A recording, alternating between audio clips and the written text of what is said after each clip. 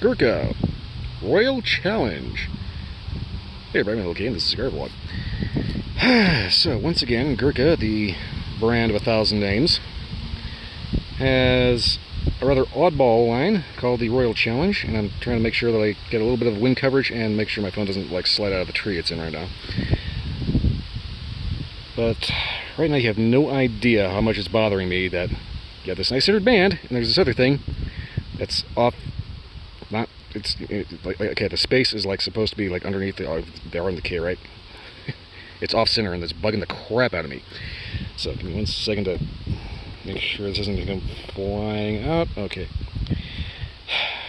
So I don't know what the whole deal is with the naming convention of this. Gurkha likes to be a little, I want to say slightly bipolar. On the one hand, they try to make these really high-end sticks that are like, you know, super premium and expensive. You know, I think they're actually responsible for the world's most expensive cigars, like His Majesty's Reserve, like $750 for one, which is insane and stupid.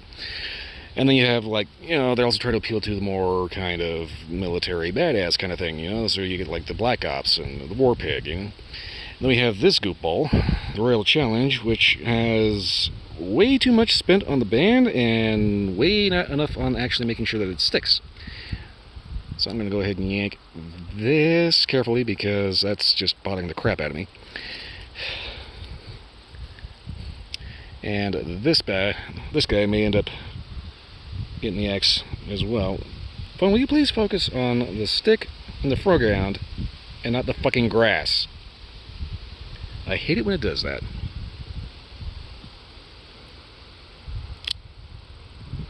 Okay. I stepped out of the house, I looked at it, was nice and clean and a little hot, and I looked over and it's like there's this huge cloud bank rolling in, so here's hoping this isn't going to end up turning into a very wet and messy video.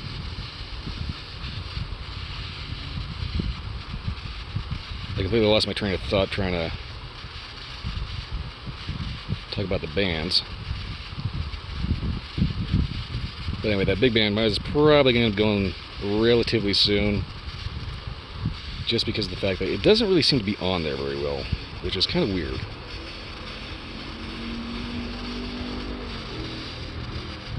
Foot aroma so far is nice and familiar.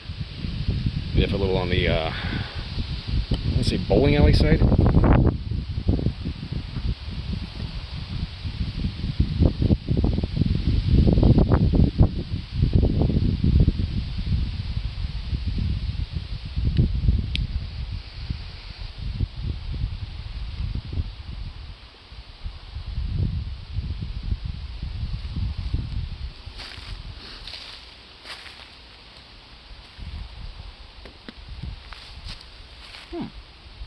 I want to say something grassy.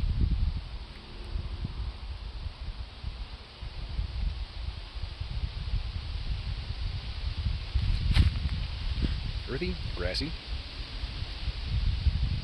Interesting. Not what I was expecting. Either that or I had my humidity way screwed up.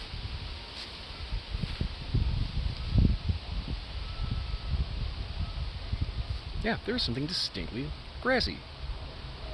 Earthy.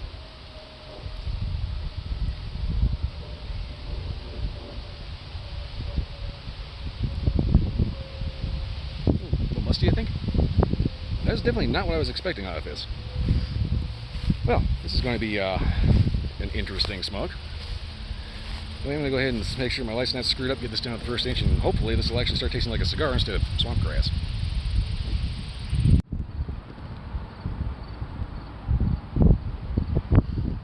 Okay, so I'm a little curious as to what went wrong with my light to make it do this, but clearly I screwed that up. Flavor-wise,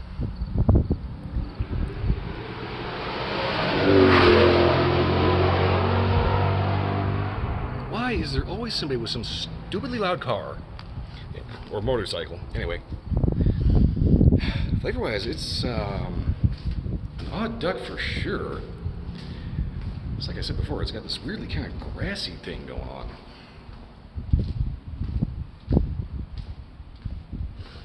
Retrohale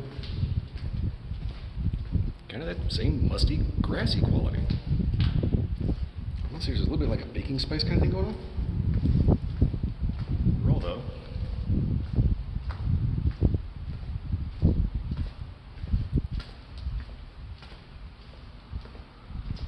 It's very odd. This weird musty grassiness, which is making me think that I probably have a little too much humidity going on. So hopefully that won't be too much of a detriment. But yeah, so this is definitely not tasting how I was thinking it was going to taste.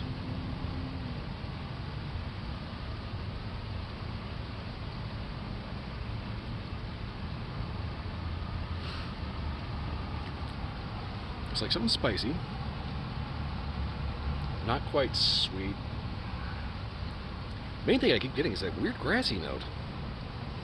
So I'm not too sure what's going on with that. Or maybe either I have really messed up humidity, or this is just a very odd duck. Anyway, I'm gonna go ahead and get this down to the halfway point, and hopefully this will end up having a transition or something to be a little less weird.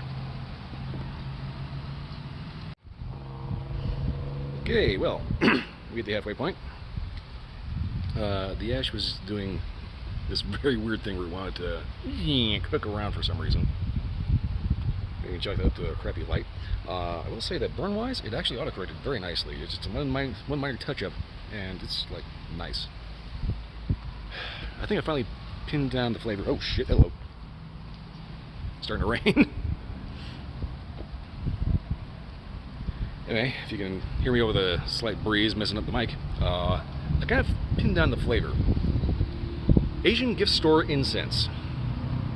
As fucked up as that sounds. And you know what store I'm talking about. It says Asian gifts. You walk in, it's got like the little bamboo, lucky bamboo things, all the little jade Buddha and Jesus statues, all the crappy Mole Ninja shit behind the counter.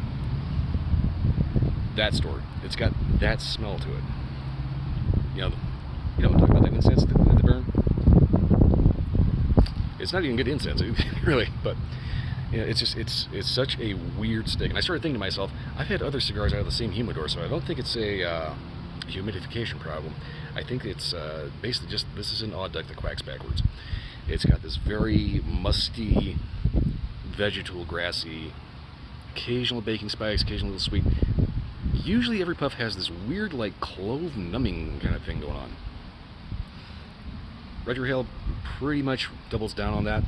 Every so often you'll get like a slight floral note or a touch of caramel. But otherwise, this is just... I've used artisanal soap to describe certain cigars. That's not this. Incense.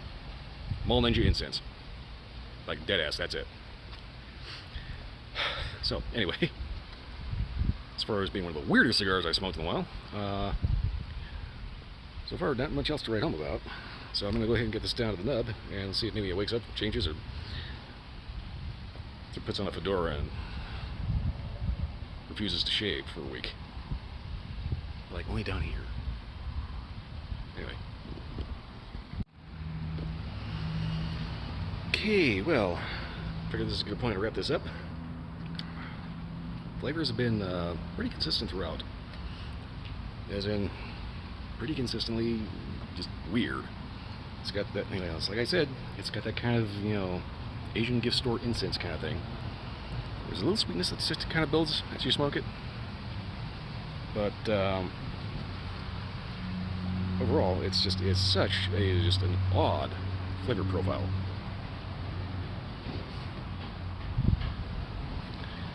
Somebody's coming around. Give me a second. All right. Yeah, that guy took off. As I said, flavors stay pretty consistent throughout, as in it's consistently this musty, grassy, vegetal, occasional baking spice, occasional sweet, occasional caramel. Weirdly has this, like every puff has this weird clove-like numbing quality to it, which is just strange. The retrohale is basically more of the same. What do you pair it with? Mountain Dew Doritos? Honestly, I have no idea what you pair with this thing. It's just such an odd profile that I can't really think of anything that this actually complements, or would complement it. Is it a good way to change things up? Well, it's a way to change things up, but it's like, it doesn't really do it in the right way, you know? It's like, instead of, you know, switching from, you know, like a nice suit to something a little more casual, when you step out of the house, this one's more like you stepped out of the house in combat boots and a tutu, and nothing else. Yeah, it's a way to switch things up, but it's maybe not for everyone. That's kind of an odd way to put it. Anyway, I'm not too sure who this flavor profile is designed to appeal to, but there's somebody out there that this is definitely their jam. Me personally, I got this in a bundle. I would probably not go out of my way to get another one of these because it's just weird. Very, very fucking weird. It's so weird. Overall, though, it's well made. Burns well. It's just got one of the most bizarre flavor profiles. Other than that, not much else to say. If you're into a very weird niche, by all means check them out. You can check them out anyway if you know, if you want to throw a couple of bucks at it. Other than that, though, that's pretty much it. Anyway, if you like this review or any review, like, subscribe, leave a comment, let me know if I had a different experience, or if I hardly need to check my humidity. I don't think so, though. But anyway, beyond that, check out my Twitch stream Sunday to Friday night, 10 p.m. to 2 a.m. If you can't make it live, it will show up on YouTube eventually. And eventually, I will remember to actually put a link on my page. Anyway, that's all I got for this one. I'll see you next time. God, it's weird.